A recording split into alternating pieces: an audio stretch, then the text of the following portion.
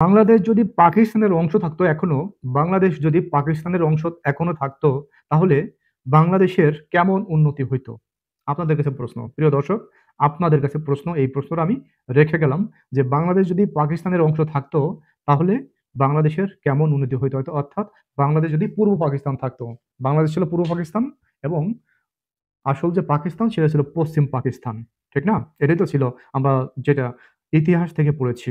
ইতিহাস থেকে আমরা জেনেছি পূর্ব পাকিস্তান এবং পশ্চিম পাকিস্তানের ইতিহাস। আমরা এটাও জেনেছি যে যারা পশ্চিম পাকিস্তানের ছিল, অর্থাৎ যারা সেই জিন্নাহর লোকজন ছিল, হ্যাঁ? পশ্চিম পাকিস্তানের সেই ইয়াহিয়া খানের লোকজন ছিল, তারা যে বাংলাদেশীদের উপর নৈরাজ্য চালিয়েছিল, এটা আমরা ইতিহাস থেকে আমরা জেনেছি বা আমাদের যারা দাদা আছে, চাচা আছে, তারা সেই ইতিহাসগুলো আমাদেরকে শুনিয়েছে বা আমাদের দেশের যে হিস্ট্রি আছে, সেই হিস্ট্রি থেকে আমরা যে বাঙালিদের নিপীড়ন, অত্যাচার, জুলুম, নির্যাতন সবকিছুই এই পাকিস্তানি বাহিনী চালিয়েছে।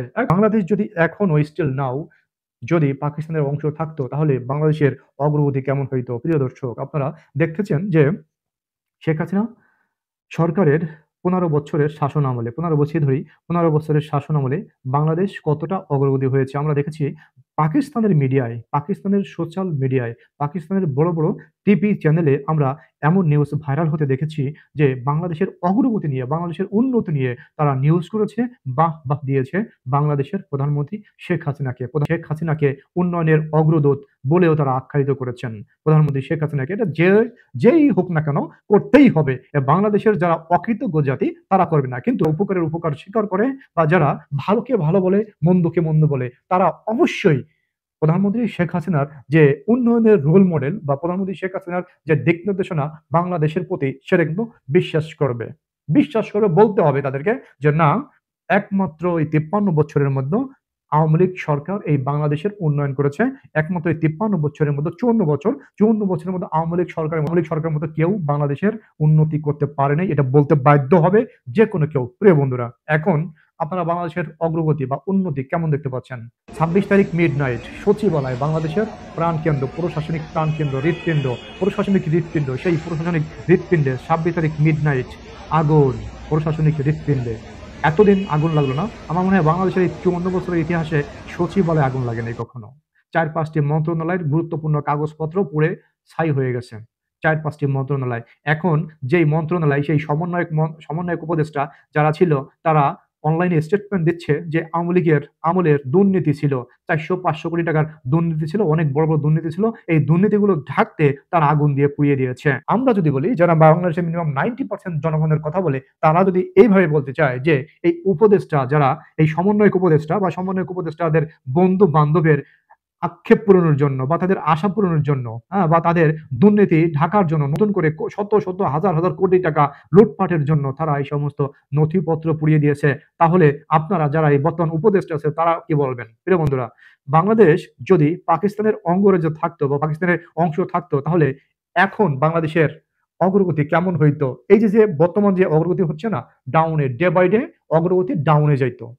আমার মতামত যে বাংলাদেশ যদি পাকিস্তানের অঙ্গরাজ্য থাকতো, পাকিস্তানের অংশ থাকতো, তাহলে এই যে অগ্রগতি না, যে একটা দেশ উন্নয়নের যে অগ্রযাত্রা, এটা ডে বাই ডে ডাউনে যেত। এখন এই যে ইউনূস সরকার কিন্তু সেই পাকিস্তানের এজেন্ট।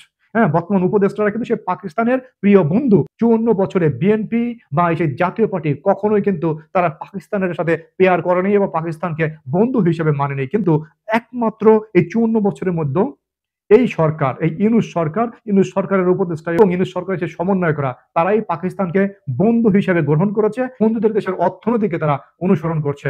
আমার কাছে প্রশ্ন করে যে পাকিস্তানের অর্থনীতি ভালো না বাংলাদেশের অর্থনীতি ভালো? বাংলাদেশের অর্থনীতি মিনিমাম পাকিস্তানের ডাবল। বাংলাদেশের অর্থনীতি পাকিস্তানের যে অর্থনীতি তার থেকে ২ গুণ ভালো। কারণ কি? যে আমাদের প্রধানমন্ত্রীর দিক নির্দেশনা এবং আমাদের প্রধানমন্ত্রীর সুনিপুণ চিন্তা ভাবনায় এবং ডিরেকশনে এবং প্ল্যান মাফিক কাজে বাংলাদেশের অর্থনীতির আমূল পরিবর্তন হয়েছে। এটা কিন্তু সারা বিশ্বব্যাপী জানে, সারা বিশ্বের লোক কিন্তু জানে। কিন্তু এখন যে বর্তমান যারা উপদেষ্টা আছে, বর্তমান যারা সমন্বয়ক আছে, তারা কিন্তু সেই বাংলাদেশকে আবার পাকিস্তানের অর্থনীতির কাছে নিয়ে যাচ্ছে।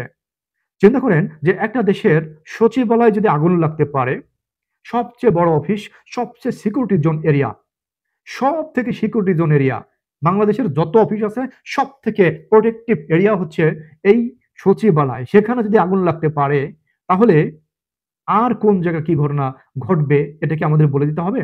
বাংলাদেশের মানুষ টের পেয়ে গেছে যে এই সমন্বয়ক বা উপদেষ্টাদের হাতে, এই সমন্বয়ক উপদেষ্টা আরকি, সমন্বয়ক উপদেষ্টাদের হাতে বা সেই সুদখোরের হাতে বাংলাদেশের অর্থনীতি কতটা নিরাপদ। বন্ধুরা, দাউ, দাউ করে জ্বলছে মার্কেটে, আগুন জ্বলছে বাজারে দ্রব্যমূল্যের, দ্রব্যমূল্যের আগুন জ্বলছে, রীতিমতো আগুন জ্বলছে। শুধু আওয়ামী লীগের প্রার্থীরা যে রীতিমতো আগুনে পুড়ছে তা না কিন্তু, এটা এখানে পুড়ছে বিএনপির প্রার্থীরা, বিএনপির লোকজন, বিএনপির সাপোর্টাররাও কিন্তু এই দ্রব্যমূল্যের আগুনে পুড়ছে। সেই নুরুর পার্টি, নাম সর্বোচ্চ পার্টি, যেকোনো পার্টি হোক না কেন, জাতীয় পার্টি হোক, সে জামাতের পার্টি হোক না কেন, যেকোনো পার্টি, তারা কিন্তু বাজারের নিত্য প্রয়োজনীয় দ্রব্যের আগুনে পুড়ছে। তার মানে কি বাংলাদেশের অর্থনীতি কোথায় যাবে, হয়তোবা এরা যদি ২ বছর থাকে তাহলে হয়তোবা ভবিষ্যতে আপনারা টের পাবেন যে পাকিস্তান প্রীতি, এরা শুধু যে মনে করেন যে পাকিস্তান থেকে গায়ক নিয়ে আসে বর্তমান ৩ কোটি টাকা খরচ করে, ৩ কোটি টাকা খরচ করে পাকিস্তান থেকে গায়ক এনে ২ ঘন্টার গান গাওয়ায়। আমাদের বাংলাদেশে গায়ক নাই। দেখেছেন যে বিপিএল এর উদ্বোধনী অনুষ্ঠান করেছেন পাকিস্তান থেকে একজন শিল্পী এনে। শিল্পী আনার খরচ হয়েছে ৩ কোটি টাকা। কিন্তু গত বছরের যে চ্যাম্পিয়ন দলের প্রাইজ মানি ছিল, প্রাইজ মানি ২ কোটি টাকা ছিল প্রাইজ মানি। তাহলে পাকিস্তান প্রীতি কিভাবে বাংলাদেশের মানুষকে বা বাংলাদেশের ক্রিকেট বোর্ডকে সর্বোপরি এই উপদেষ্টাদের কিভাবে আকৃষ্ট করেছে, এটা কি বোঝার বাকি আছে? এটা বর্তমান জনগণকে বোঝাইতে হবে না। আমরা দেখেছি গণঅভ্যুত্থানে আহতরা এখনো ঠিকভাবে চিকিৎসাই পাচ্ছে না। সেখানে তারা একজন শিল্পী আনে ৩ কোটি টাকা খরচ করে। যেখানে ১৬ই ডিসেম্বর বিজয় দিবসের, বাংলাদেশের বিজয় দিবসের সেই কুচকাওয়াজ অনুষ্ঠান কিন্তু তারা করেনি। সেভাবে কুচকাওয়াজ অনুষ্ঠান মানে আর্মি বা বাংলাদেশের প্রশাসনদের যে একটা অনুষ্ঠান হয়, যে প্রতি বছর ১৬ই ডিসেম্বর বিজয় দিবসে যে একটা কুচকাওয়াজ অনুষ্ঠান হয়, সেই অনুষ্ঠানটাও কিন্তু করেনি এবার। কারণ কি? যে বাজেট ছিল না। কিন্তু ক্রিকেট বোর্ডের এত বাজেট, কিন্তু হঠাৎ করে ক্রিকেট বোর্ডের এত বাজেট কোথা থেকে এলো? এখানে একটা প্রশ্ন কিন্তু থেকে যায়। বাংলাদেশকে আবার সেই পাকিস্তানের অংশ বানিয়ে ফেলছি তো না আমরা? আর পাকিস্তানের অংশ বানাইলে বাংলাদেশের মানুষ কি উপকৃত হবে?